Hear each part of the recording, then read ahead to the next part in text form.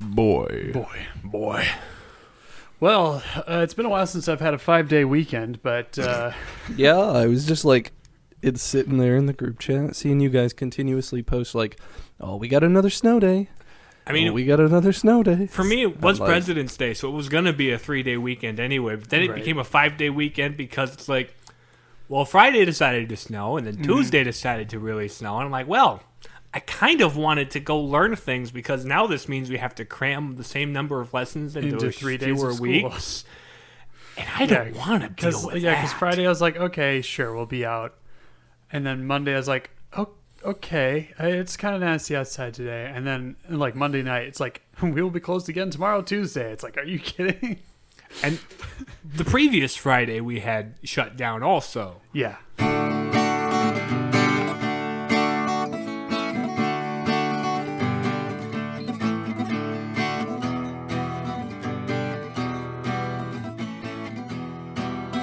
So it picked a good time to be wonky because at least for my work schedule, because I'd gotten through most of my like major projects and it was kind of a natural lull.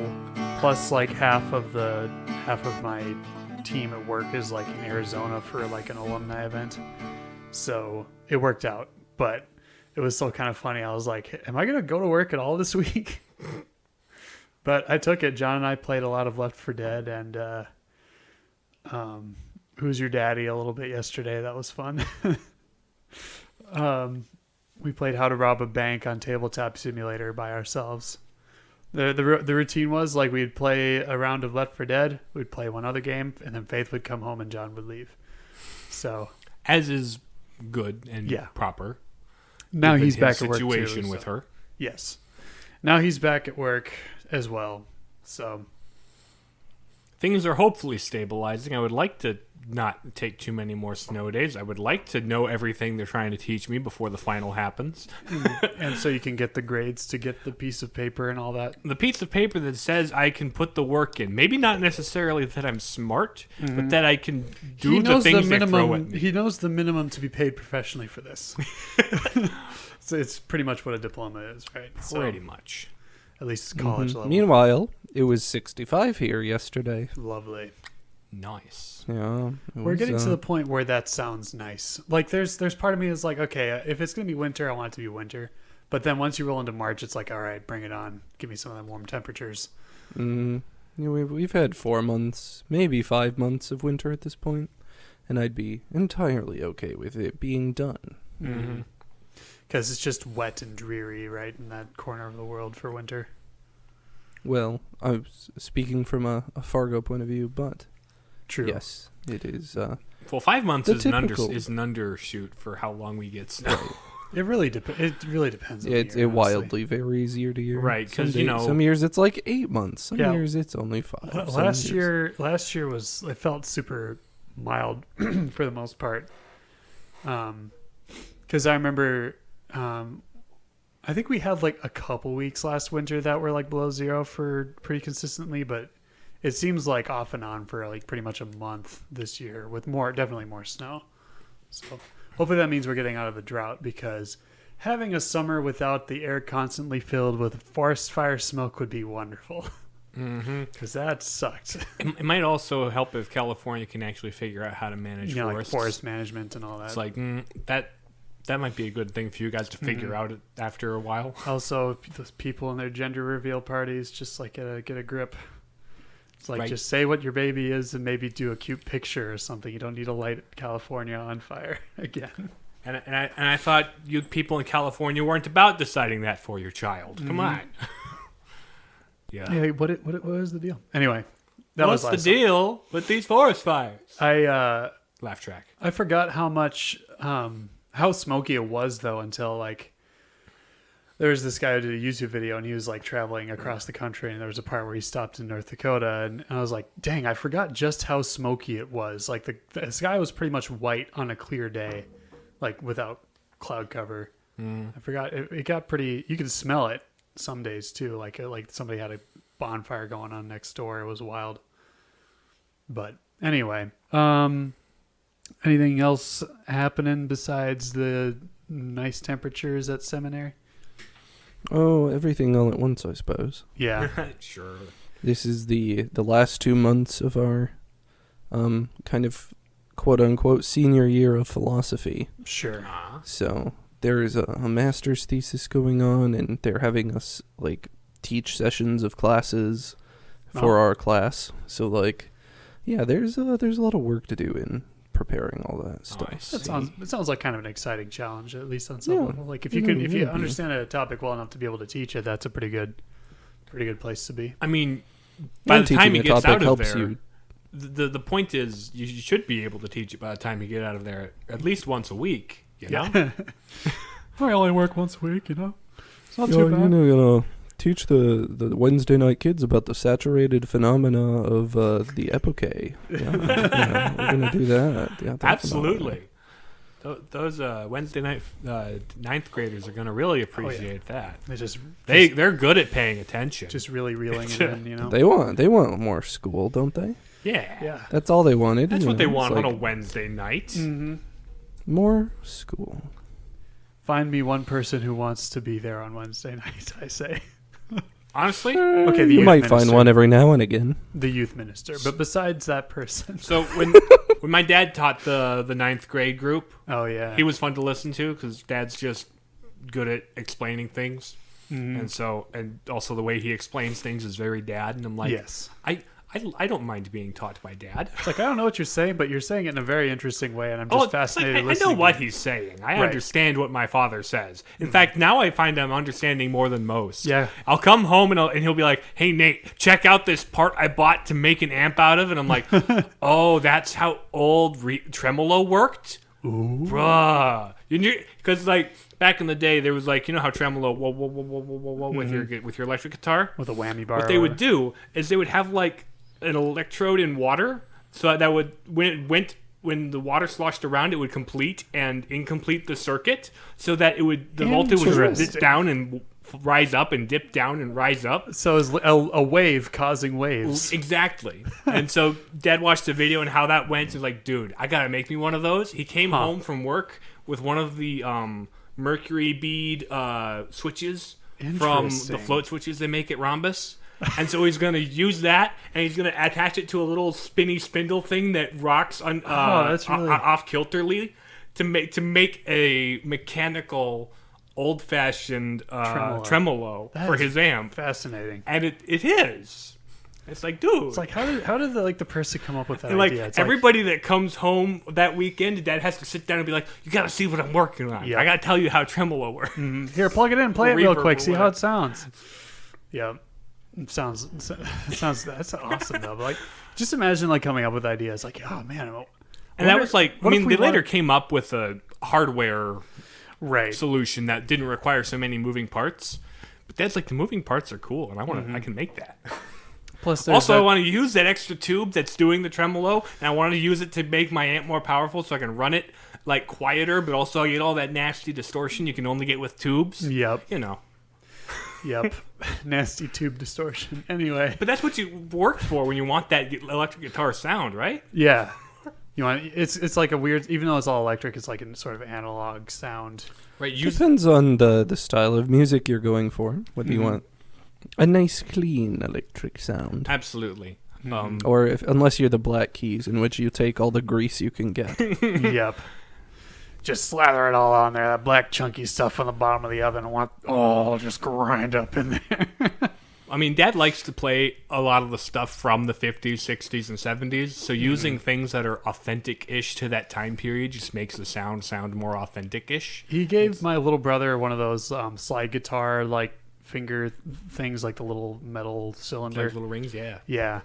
I kind of want him to learn more slide. Like, just ditch the metal for 5 minutes and learn some like blues with that. Cause something tasty. Yeah. Because those slide things are real cool. You know, I should really stop like vicariously learning guitar through Andre and like get back into actually practicing myself. You also have no real excuse to not pick up that bass you've been talking about. That is true. I just need to buy the dang thing. But in general, I want to be playing music more often. So that'll be a good Lenten exercise, I suppose, since I'll be giving that might be a good idea. Other activities, I'll have more time for music and whatnot. So I've got to grind my nose to my studying. So I haven't been practicing as much as I should be, Yeah. like normally. But now it's like last semester I got to make this push. Well, speaking of push, we pushed the button on recording a little bit ago where the plating papers. I'm James. Sorry. I'm Nathan. I'm Riley. I'm like, you're the one who starts this bit. Yep. I'm stalled. Buffering. So yeah, we're doing. James.exe has stopped responding momentarily. Okay, hit Control Alt yeah. Delete. Yep. Speaking of control, we're doing a Gregarious Games on Control.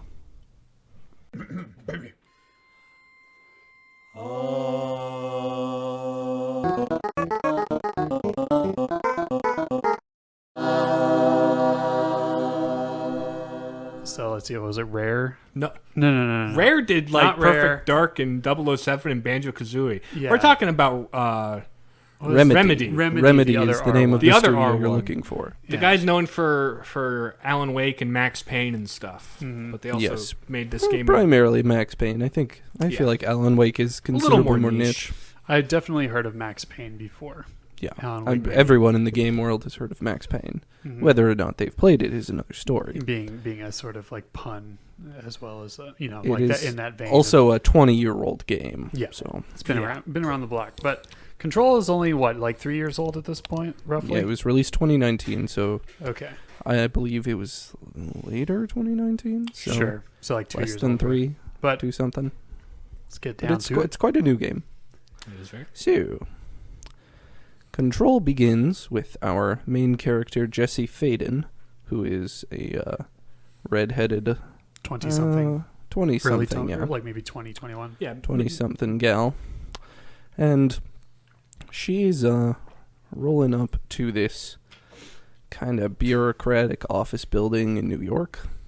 We don't really know why. She's going in there. You see the sign on the floor says the Federal Bureau of Control. And Right. it's like that doesn't exist. That's not a government agency I know Or about. Is it? Or Maybe is it's one I'm not supposed to have known about. And so you just gonna walk your way through It's this surprisingly this brutalist building, and you're working your way through, and you wave run, hello you to run the across spooky Auntie the janitor. It's like, hey, Auntie, Jesse's someone who's worked in the janitorial business before, so she trusts janitors. She knows those kind of people. It's like, oh, you're here to interview for to be my assistant. You better go up She's the like, elevator. Sure, cool. Yeah, that's why why I'm I'm here. here, I Yeah, guess. yeah.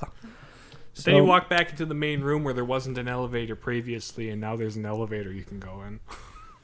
Yeah, so you go in the elevator, you go up to you work your way into the director's office, where you find this guy on the ground with a gun and a pool of blood on his head, and you're like, that doesn't look good. Nope. Hey, look at this gun. It's a wacky Naturally, looking gun. you have the instinct to pick up said gun, and when you do, you become the director.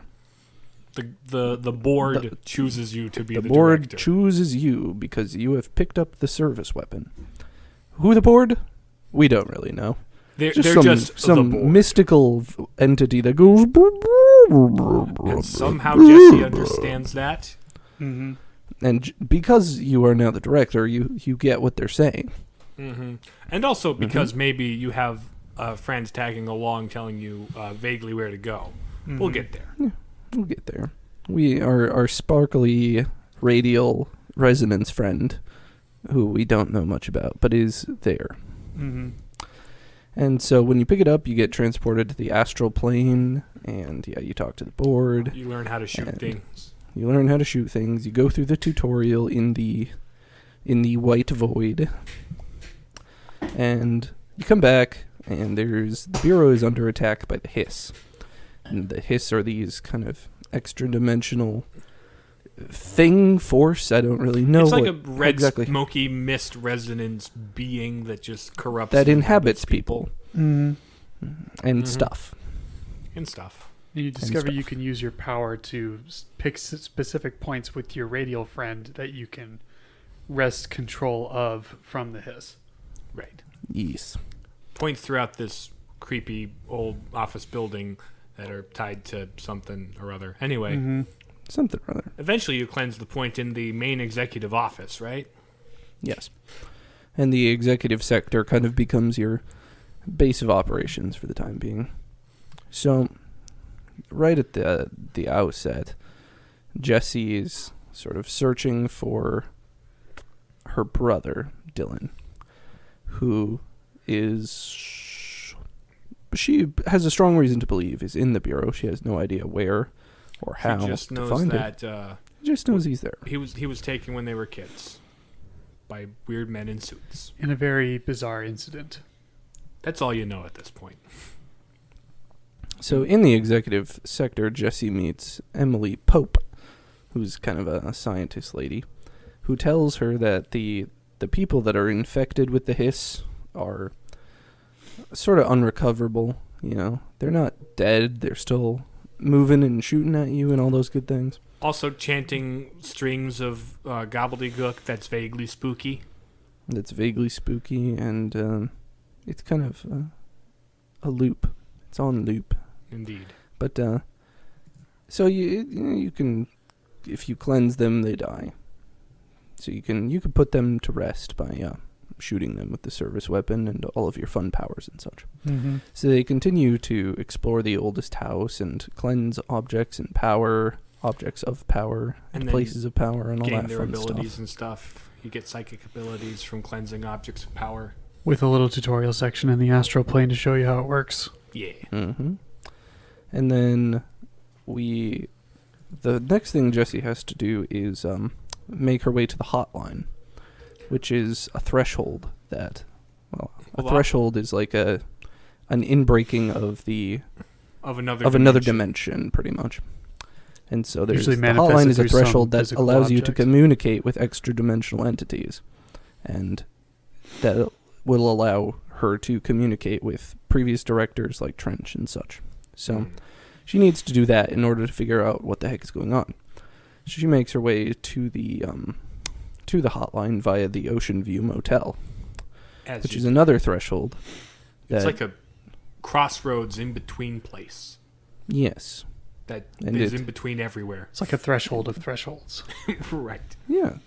That's a good way of explaining it. And so Jessie she gets the hotline, gets in touch with Trench, and who was the guy she found other on the floor before. Yes. And I totally lost my train of thought. Well, she gets the hotline, and he tells her to defend the oldest house, which is what they're calling the Bureau building. And then from there, the next couple of missions are just you running errands for people and meeting the rest of the cast. So you go down to the maintenance sector. You talk to Ati because he might know something, and he's like, and he tells you that help me fight my old enemy, the Clog, and I'll help you out. There's that, and there's also the fact that the main power generator for the Bureau is going to melt down if you don't restore coolant and stuff. And is alive/conscious ? Yeah, we'll talk about that later. But yeah, you do that. You meet Arish, the head of security, and save his people. They come up to the executive. Then after that, you go down to the research division to talk to Marshall, and she's like she's the head of security. Yep, or the head of like the security. She's kind of the military operations sort of person, whereas Arish is kind of the homeland security person. Right. Yep. Marshall is the person that goes out and takes care of the objects of power they find in the wild and stuff, whereas Arish is like the home guy, right? Yep. So yeah, you talk to her in the research division. She's like, "Yeah, we need to get the we need some more HREs. HRA standing for Hedron Resonance Device. Yes. Yeah. Hedron Resonance Amplifier. Amplifier. That's what it is.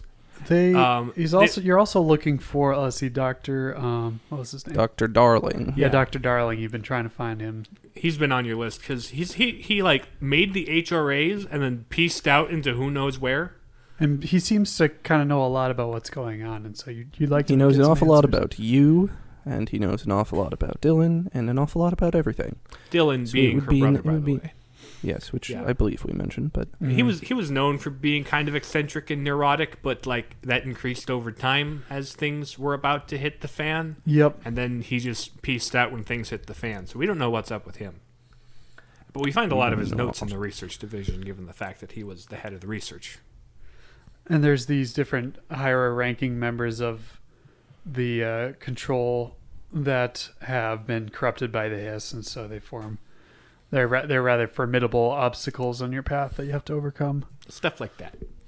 But mini after bosses you and the like. after you help Marshall out, you talk to her and she's like, yeah, I know where Dylan is. You can go find him. Go to the Panopticon where we hide all the objects of power, because that's where his cell is. Yep. You find out he so- was one of the director candidates that they had. But yes. Yeah. Jesse was also one of the director candidates. She's on that list. She was on the list after Dylan. Dylan was prime candidate 6. Jesse was prime candidate 7. But And- they wanted Dylan because he was a little more. He had more potential to be a more powerful director. So they wanted him. And so But they he took was him not with- willing. Yeah.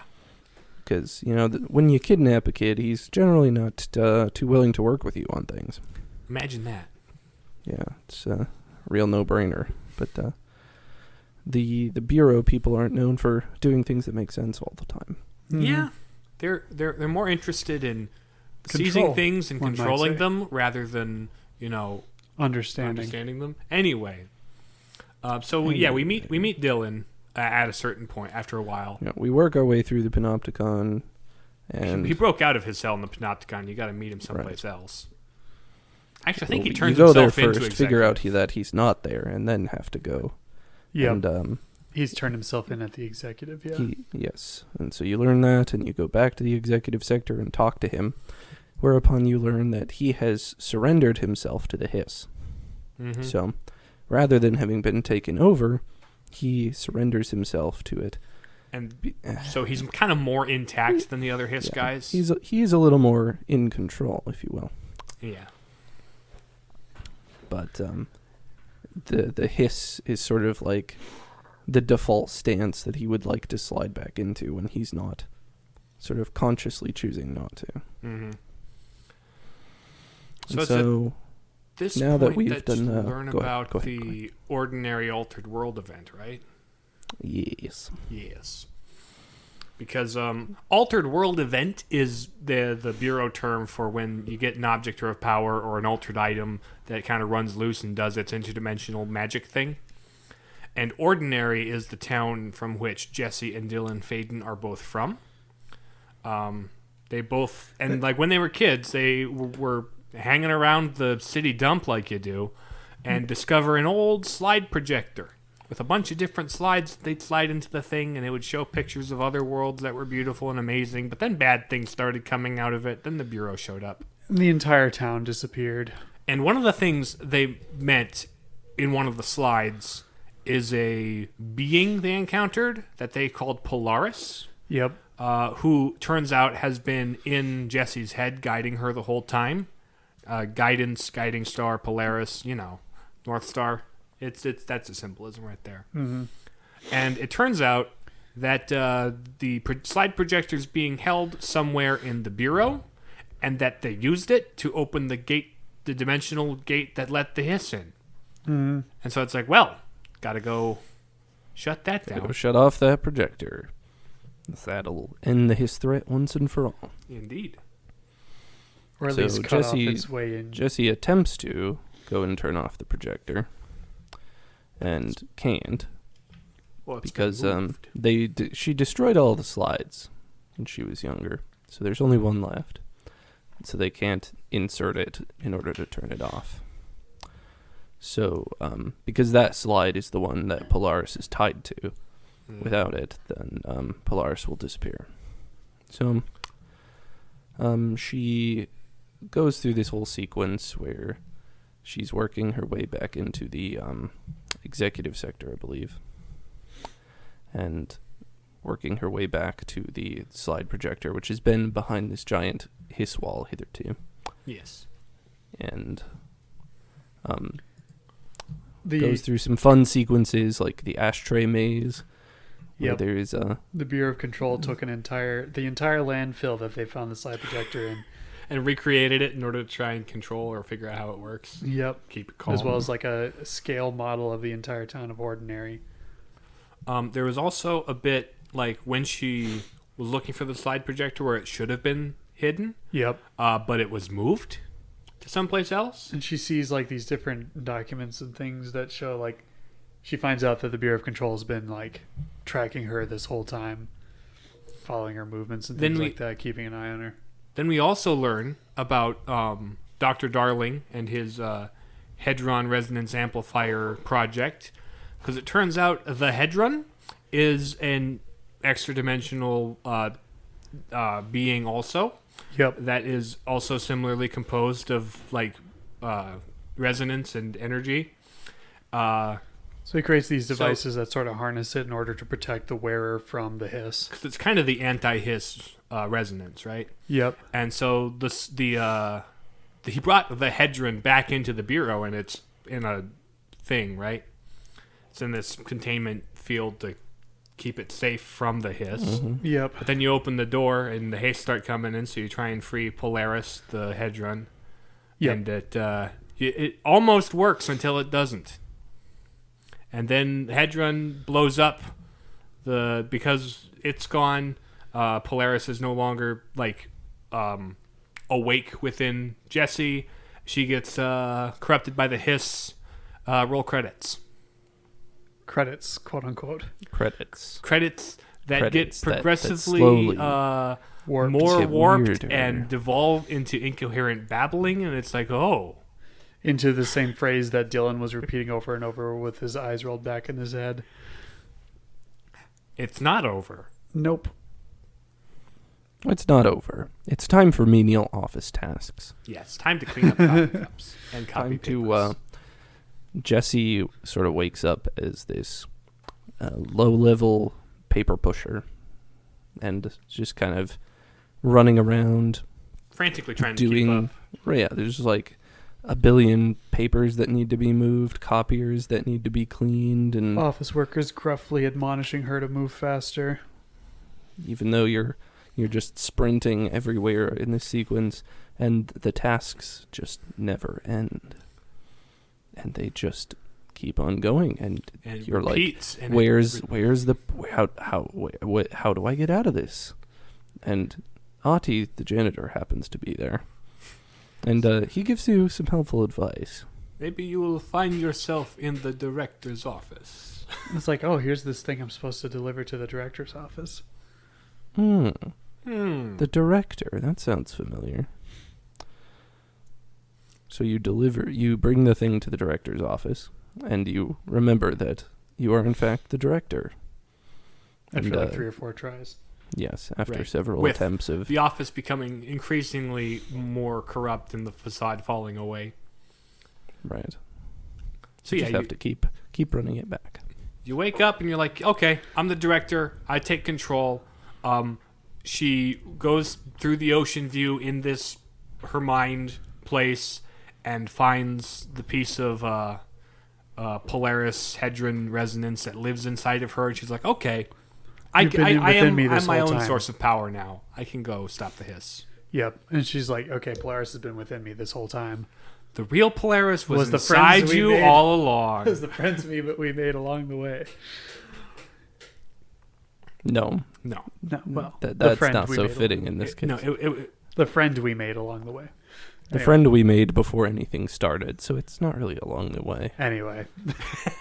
Anyway, time to show down with the hiss. Yep. time to show down with the hiss. And a showdown We do a it final is. battle, and the board gives you a cheat code to blaze through Because the final they're a little encounter. nervous that this hiss thing is starting to get out of control, so they're like, well, In fact, they're starting to break into the astral plane where the board is and trying to take it over. It's like, let's not do that. yep. Just imagine somebody like grunting to themselves like underwater. into a 40s like radio. Yeah. Well, And also that's really about- hungry and their stomach growling. In the next Yes. room. So Right. Yeah, there's a big final encounter. Jessie finally shuts off the slide projector. She cleanses her brother, who remains comatose at the end of the game. And that's kind of it for the main story. Now actual credits for the main story. And there's little bits of the hiss still remaining around the... Yeah, so she's still got to clean up, so there's post-game content, but... And there's this great scene at the end of that where she's like, I am the director. Because hitherto, she's just kind of been like, I'm here to find Dylan. Yeah, just call me Jessie. I'm just call me Jessie. Don't call me ma'am. Don't call me director. None of that nonsense. She's been in denial of her position and very much averse to it. But now she's like, you know what? I've got to take responsibility and control for everything going on here. Yep. Yeah, that's in broad strokes the story. I don't know how much of the foundation I want to talk about, but... I mean, the foundation, all you really do is you go down to, like, the roots of the oldest house. The foundation being DLC. Right. It's the DLC, like, post-game thing. You go down to the basement of basements and find out go into, like, the alternate dimension that the house is rooted in. You do some missions to try and stop the hiss from corrupting, like, the base of the oldest house. And also get some doubt thrown into you about the integrity of the board by another former boss called the Which Former. you could very well have had during the main story. But this just kind of compounds on it and also kind of dives into the origin of the Bureau and the previous director before Trench, Northmore, and about how he kind of fell apart. Mm-hmm. So, but like, not a whole lot content-wise for the story. It's just kind of... There's lots of deep lore in there that you can... If you want to read through all the legal documents... It also seems as if that Trench was sort of sneaking around doing shady experiments on his own, and what his activities sort of kind of led to the release of the hiss. When him and Darling went into the hiss dimension where Hedron was, Dr. Darling was like, oh my gosh, look at this Hedron thing. And Trench was like, yeah, that's cool and all. And then he got the hiss infected him first. Yeah. And that's what drove him to open the slide projector in the end. Gotcha. Whereas it seems like Dr. Darling may have gotten his own form of Polaris, who was guiding him to make the HRAs and stuff like that. Yep. Giving him warnings about what's coming. That sequence where you're in the Oceanside Motel and you're just watching him do like an 80s music video dance. That's pretty great. It's a cover of an actual song, you know that? I believe it. It's so funny. Also, Swedish punk metal. Swedish punk metal in the ashtray. Or is it Swedish or is it Finnish? I don't know, but the studio is Finnish. Oh, it is. Okay. And also, which is probably why Ahti is also Finnish. Yeah, a holiday is sacred to a Finn. That was a fun sequence. Yeah, because in order to get to this certain area, you have to find Ahti on his vacation, on his holidays. Like, yeah, the building's on lockdown, but I'm going on my holiday because I have a good assistant now. I can go on holiday. Yeah. Low key best character. Absolutely. I mean, Jessie is far and away the best character. Right. In this game, but like Ahti's the most fun character. Yeah. Ahti's very fun. So cool stuff. Cool stuff. Telekinesis is fun. Oh boy. Telekinesis is fun. This I game is just like in a word, fun. Yeah. Like the gameplay is extremely, extremely satisfying. Well, the thing is, nothing I've played in a long time. You have a gun, but it isn't a shooter, right? Well, you do shoot things. It's to totally fight a them, shooter. but it's totally a like shooter. third person. Right, but like it's more based on your movement and your abilities like that. I felt like the combat was more, honestly, maybe it's just me because I suck at the shooting and so I didn't play it like a shooter. I played it like a throw box at a guy game. Yeah, and the telekinesis power is pretty OP.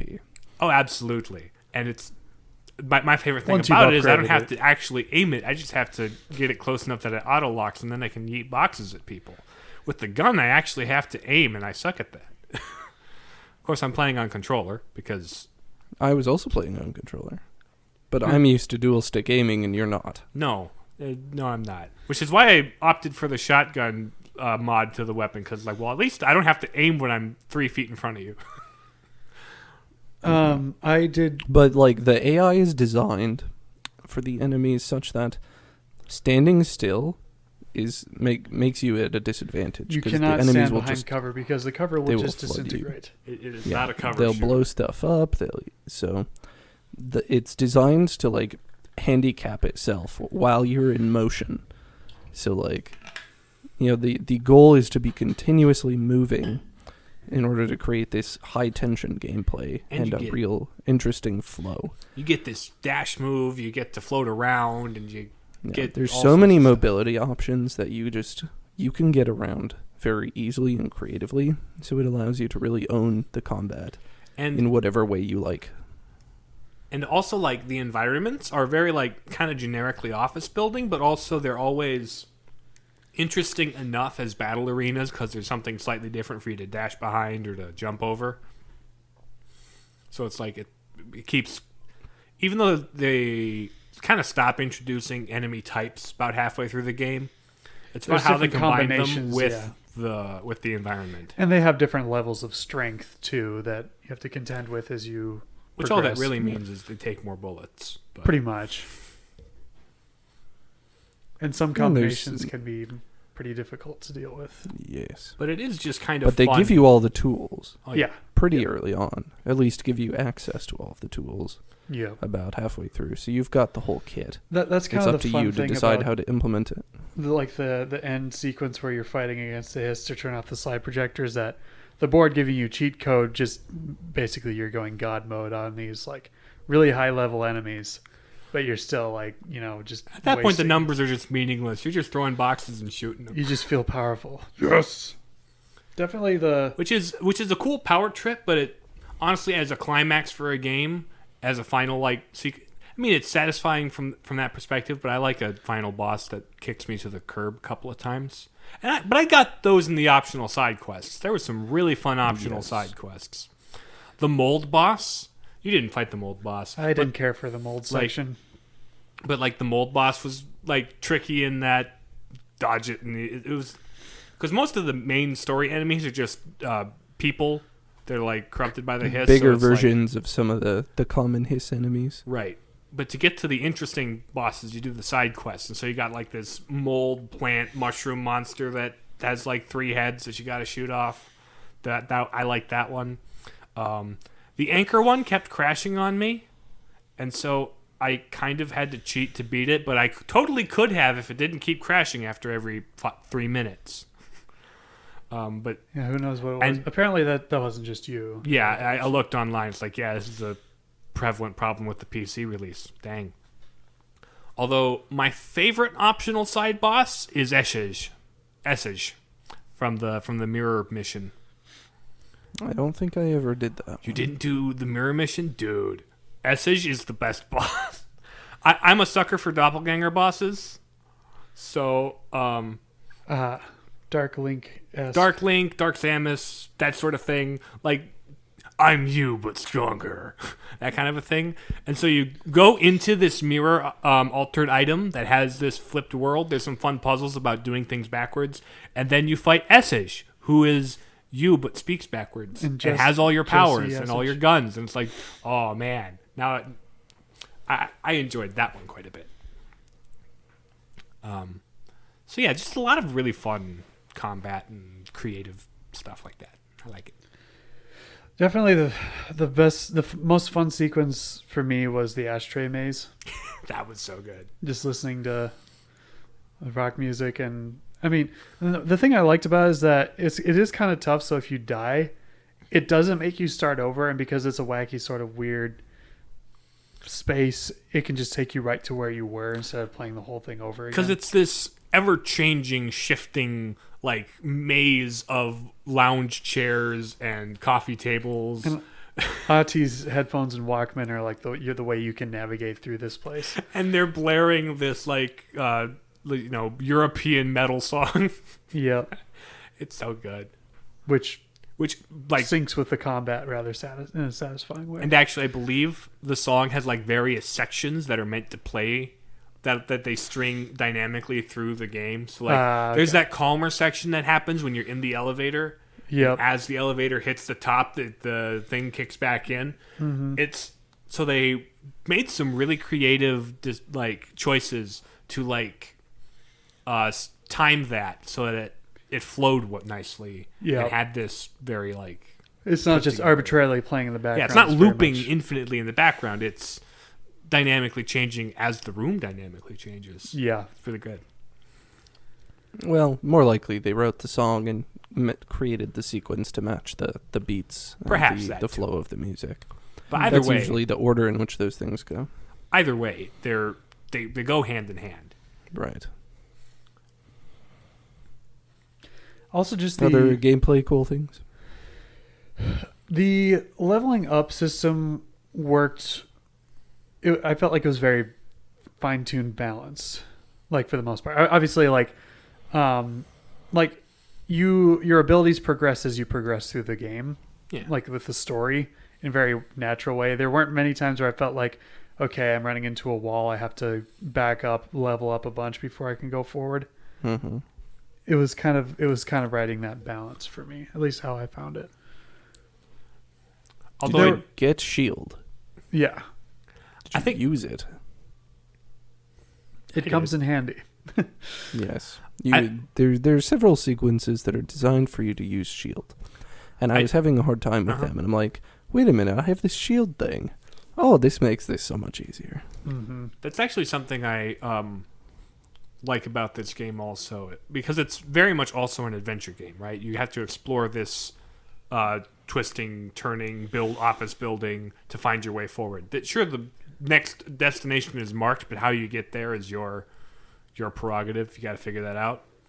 And it did always feel like there was something to find in every nook and cranny, and there were things you could easily overlook. You could probably go the whole game without ever finding or thinking of using the mind control power.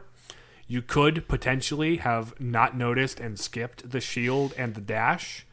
It's like those feel like central powers to our core moveset, but they are aren't optional. They are optional technically.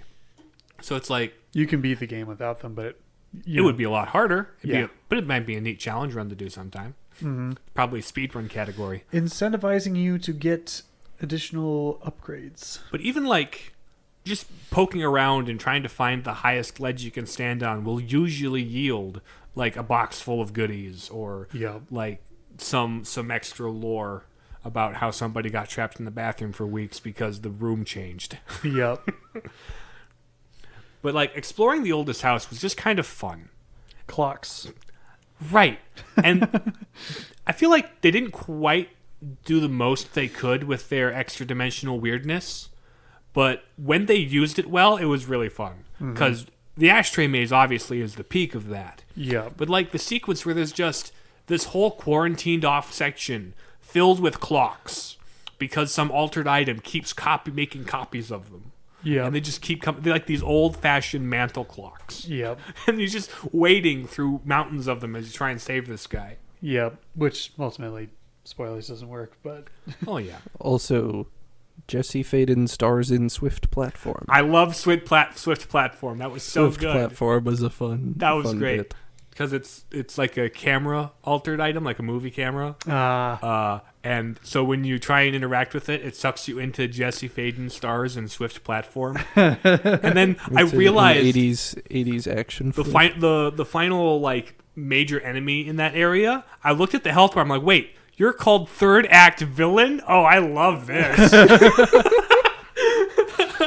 what are you going to do? My job. Because sometimes the big enemies will have the security sergeant, whatever his name is, or they'll have names because they're stronger guys. Oh, like Salvador or higher-ranking whatever. people. Right. But this one, the life bar just said third act villain. I'm like, ha, that's great. So yeah, Swift Platform, I love that one. Also, the music was 80s and retro and synthwavy. It was great. Mm-hmm. That was part of the Foundation DLC, yeah. Mm-hmm. Mm-hmm. Yes. So, as far as story and kind of lore and interpretation goes, this game has a tremendous amount of stuff too. So this is my personal theory, so take it with a grain of salt, but I believe that the Bureau represents Jesse's mind. And there are the factors that contribute to that. Conclusion are the names of the different sectors of the Bureau sort of represent functions of the mind. There's the executive sector, the maintenance, the containment, investigations, research. These are all functions of the mind. The thing that really gave it away for me, though, was the panopticon in the containment sector, which is, the panopticon is a concept that was debuted by Foucault in one of his psychological philosophical works. So, as a sort of representation of the mind, and his opinion is that it's a sort of prison from which you can see all these things simultaneously because of the circular structure of it. So, yeah, those are the key points that bring me to that. But also the fact that Jesse becomes the director is one of those sequences that lead me to think that, because her directorship, she wanted to stay out of it. You know, with her previous life experiences, she's got a lot of trauma from her youth with the Bureau coming in and taking her brother and all of that. And she's been living on the run for all these years. Mm-hmm. So she didn't really want to take responsibility for her life. And she'd rather give that title to somebody else. She doesn't want to be in charge of her own life until she realizes that she must. In order for her to protect everyone she cares about and to ensure that things go smoothly, she must take charge. She's the only person that can. Mm-hmm. Yep. I mean, that tracks very much thematically. So thematically, then, what do you think the Hiss resonance represents, or the Polaris represents? I think Polaris is her conscience. Sure. And that's her, her North Star, her guiding force that directs her actions and guides her where she needs to go. People always think of conscience as this kind of negative thing where it tells you when you mess up. We haven't talked in a while. How are you? Can't complain. That was last week. I know. That was last week. But anyway. But the conscience is really something that, guides all decision making in the Catholic tradition. That's what, the conscience is really prime in moral decision making. And so, there are certain points you the need Hiss, to make I use think, of your represents to gain control. Perhaps guilt or anxiety or something to that effect. Adversity, overwhelming pressure. Here's something I kind of noticed. So the Polaris, when it gets in your head, it's a gentle guidance. It warns you of what's bad. It's telling you what's coming. It guides you. The Hiss, when it gets in your head, it doesn't play nice. It seizes control. Whereas, the Polaris kind of meets you halfway. So the Hiss, it gets in your head, won't leave, and takes over your life. It is a repeated chanting obsession.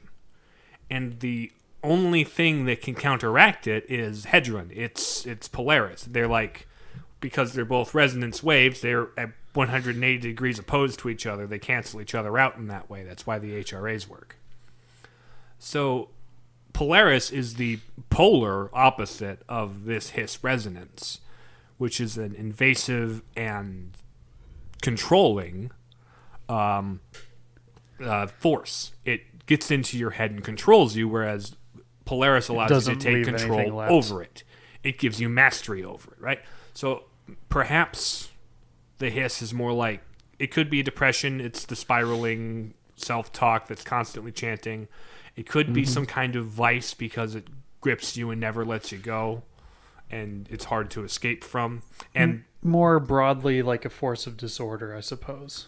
Yeah. Because Dylan welcomes the hiss in after living an awful life. He's like, yeah, take me. This is better than the alternative. I find some perverted, twisted sense of peace from this. And that's not right. You surrender control, so you no longer have to concern yourself with the outcome. You just surrender yourself to the chaos.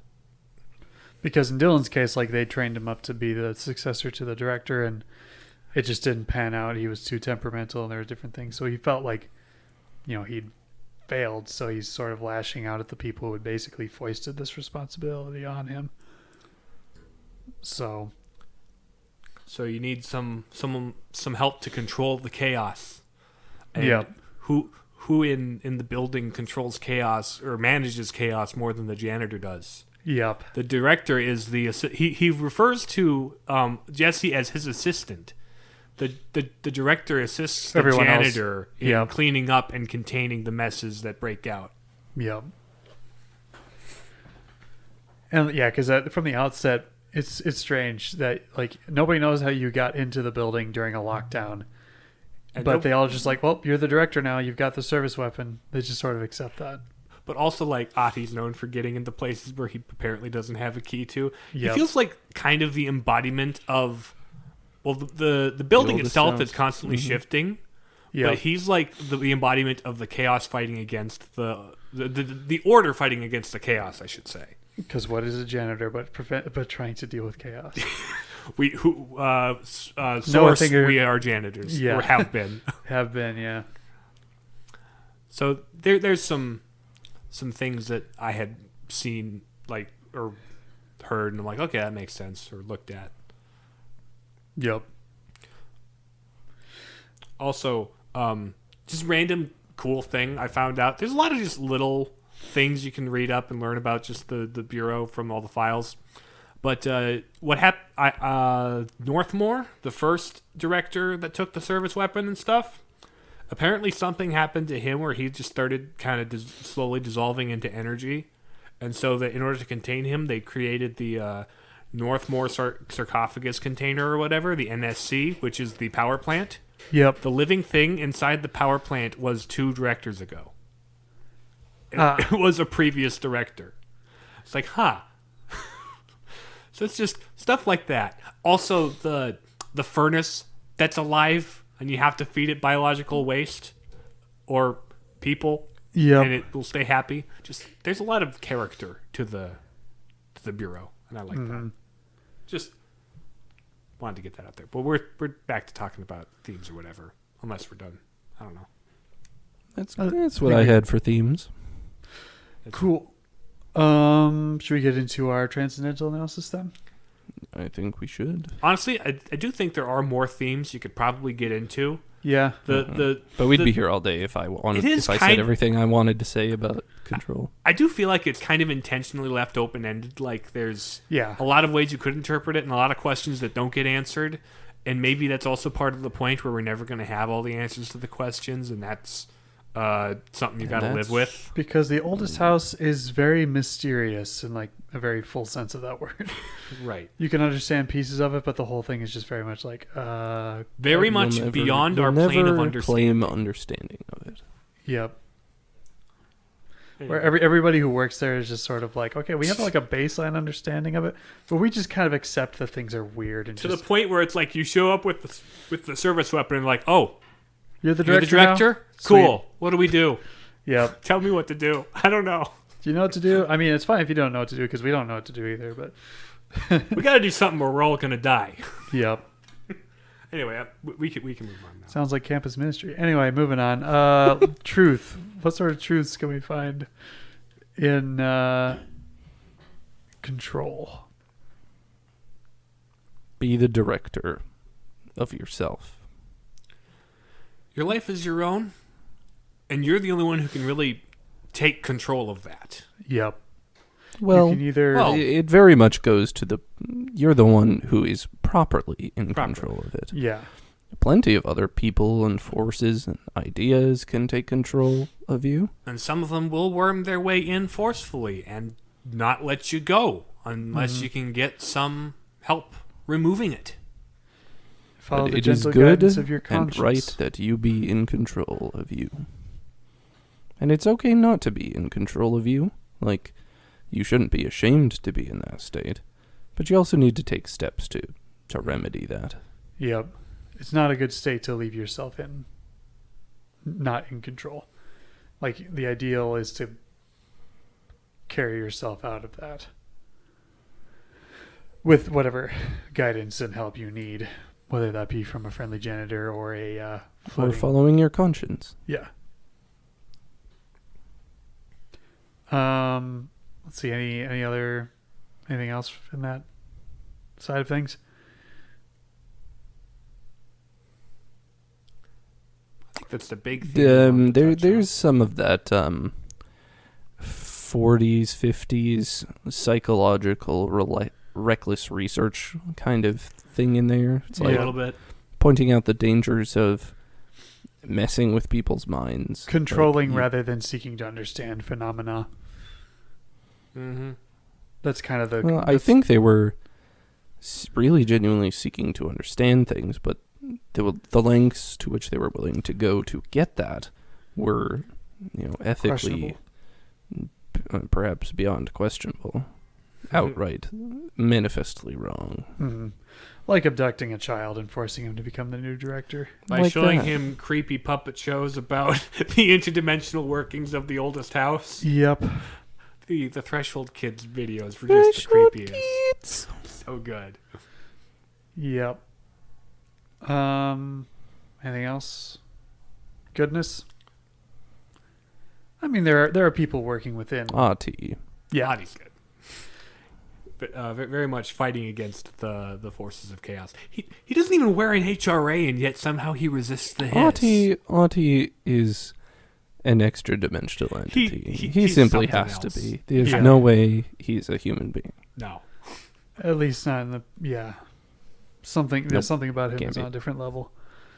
I mean, Besides Jessie his doesn't accent. either, but she's But extremely she has powerful. She And has she has a Polaris. piece of... She has Polaris, right. Mm-hmm. Also, there are other people working within, like Pope and Marshall. Marshall And Arish. Arish, yeah, who are like genuinely trying to like help their comrades and do good and be good at their jobs. And Like, you do a couple of missions for Arish where you try and find his squad mates, and they always end up being taken, and you got to kill them, and because they're his now, and it's like, oh, that sucks. And he's bringing the news back, and he's like, oh, yeah, hate to lose it. So Yep. it's like, you get a lot of this. It's a sci-fi action game, but there's also moments of weight where it's like, yeah, those are people. bring some humanity to it, the situation, yeah. In a very bizarre and outlandish sort of deal. Also, Jessie is ultimately a good character. Mm. She's at first in it for nobody but herself, and Yep. she's And kind of Dylan. and Dylan, and honestly, for the most of the game, like, Dylan's the one thing she kind of is interested in caring about. Yep. But eventually, she takes responsibility for the whole bureau and becomes the director they need to be. Mm-hmm. Particularly since now she's a source of Polaris resonance, so now their HRAs all work again. Yep. Because apparently, briefly after the Hedron had been destroyed, the Bureau fell into chaos and everybody got hissed until you came back, and I was like, oh, wow, that sucked. Yep. So yeah, taking control of yourself not only affects you, but the people But around you. Mm-hmm. So there's that. Beauty. It's a graphically very pretty game. It is rather well put together. The aesthetic is like TVA meets Stranger Things kind of a deal. TVA being the organization in Loki, Yeah. that show. But Yeah. it's like, it juxtaposes this like Sci-fi. late 19th century technology with the sci-fi Brutalist undertones. architecture with, red. In a very Red. uncanny atmosphere. Right, things are just off enough to be a little unsettling, but never like scary like horror game, but it's like Yeah. lightly spooky and atmospheric. Off kilter. One of my favorite things was early on, like right after you find, as you're working your way up to the director's office, you see all these pictures on the wall of our director, Director Trench, and you see his picture on the wall. And then you pick up the service weapon and become the director. You walk out, and now suddenly all of the portraits are of Jesse, and it's like, oh, that's spooky. I like it. Mm-hmm. It's a little different. But yeah, it's just incredibly detailed, right? In everything it does, which is very nice to see. And the animation on the humans is actually really well put together. It's like really, there's like all the videos that you watch of Dr. Darling explaining his equipment and like all of the weird spooky the things, cutscene cinematic-y things. They're all like live action footage. And they mesh well enough with the animation that it isn't totally jarring to watch the animated Jesse Faden. It's not watching a video of the live action actor for Dr. Darling. It's not like the newsreels in WALL-E where there's just straight up a non-animated dude in an animated movie. It like you said, I think it meshes a little bit better, a lot better. It is a smaller studio, so it's not like perfect. It's no Witcher 3. But it does a good really job. strong. The aesthetic is very coherent and everything is. It looks great, and the movement and mechanics of the game are very delightful once you've fully upgraded your abilities, and to a certain level. Anyway. The writing and acting, it feels rather natural, honestly. Yeah, I feel like aside from Ati, who is like specifically supposed to feel unnatural. Yep, everybody kind of. It feels seems very, for the most part, like pretty sincere. Yeah. And some really solid motion capture on the faces, actually. Yep. And as you look at the actors who do the voices for the characters, it's like, oh, you just put that actor in the game, didn't you? If you just have to try not to notice the zero poses they go into when their dialogue section is up. Yeah. Smallerish studio. Yeah, but whatever. I mean, it's not like, unless you like have an idea of how animation works, it's for the average player, it's probably not a big deal. But also, there's the fact that like all of the environments are destructible. Pretty much. Like you could rip pieces off the environment and throw them at people, and then when they land on the wall, they'll break more wall off. So you can take a chunk of wall and throw it at another guy. Yep. It's like it's incredibly well put together, and because it's an office building, the layout is very natural feeling. And if you get lost, you can look up at the signs that they put up. And it's like, oh, that way is the janitor's office. That way is the power coolant pumps. So it's like, it gives you this natural in-the-world navigation that feels very... It doesn't feel gamey. It's very diegetic. It's in the world and it makes sense in the world. Mm-hmm. I mean, you can pull as up much the map as this and place navigate. Makes sense. Right, exactly. And that little suspension of disbelief, because it's a constantly shifting interdimensional point where several universes are in phase at once. My primary complaint with the navigation is that the map doesn't differentiate between levels, vertically speaking. So it can be kind of tricky. But you just have to. It's clunky how it does. It is a little clunky. So that's really my only complaint. So you have realistic office building schematics would have floor by floor stuff, so that would be nice to have. But I think for gameplay purposes, it was intentional that they didn't do that in order to force you to explore. Although it led for me at least running in circles a lot. It's like, okay, it says I'm over top of the spot, but clearly I'm not. So it's probably because you're navigating primarily by using the map to find the spot, which is wrong. True. You have to use your eyeballs and look at the game like you're intended to do. Oh yeah, I figured that out eventually. You eventually learned how the game wanted to be played. Yeah. Well, because I'm just used to games where it's like, okay, we're spot on the map, cool. When it's all open world and getting to the spot on the map means you get there. There's a big glowing point on your HUD that you follow, and the arrow tells you directly where to go. Kinda. I do as the crystal guides. Yeah. But I did like how they marked on the map vaguely where you needed to go, so you had some idea. But then when you're navigating, you have to be like, okay, this sign tells me the Black Rock Quarry's that way, so I'll follow that sign because that's where I'm supposed to go. And there's sequences and set pieces kind of that are built into the map that kind of sort of push you in a direction. Mm-hmm. There's a flow to it, but yeah, once you find those points, it's like, okay, yep, I'm going the right direction. Anyway. Any other elements of Beauty? Red. Yeah. Red. Lots of red. It's very red. It is very Apart very, from... very imposing. It creates this great contrast between this kind of stark, plain It's clean concrete white of the off. brutalist with this, vibrant, kind of resonant red of the hiss resonance Mm-hmm. Yep.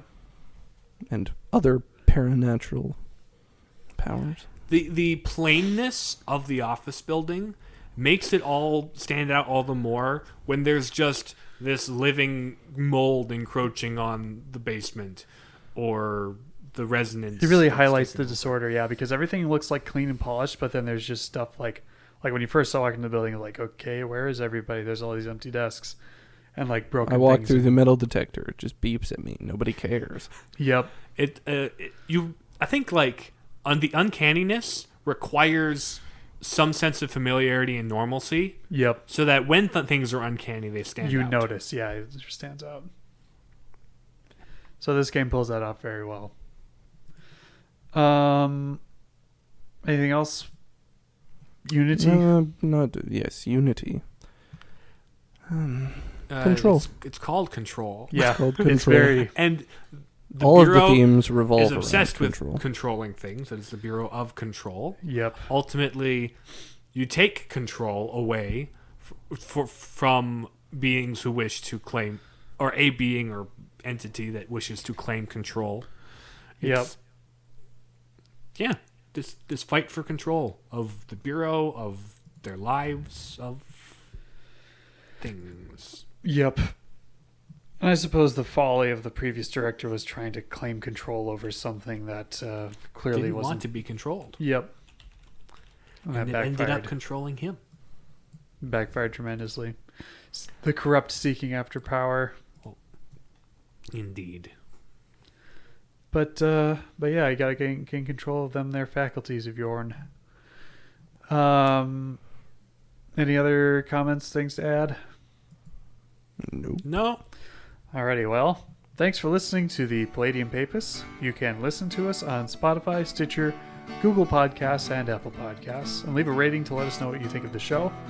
Follow us on Twitter and Facebook at Papists, and if you have any questions, comments, concerns, or complaints, or suggestions for future episodes, email us at palladiumpapists@gmail.com. We'll talk to you guys again next week. Goodbye. Bye. See ya.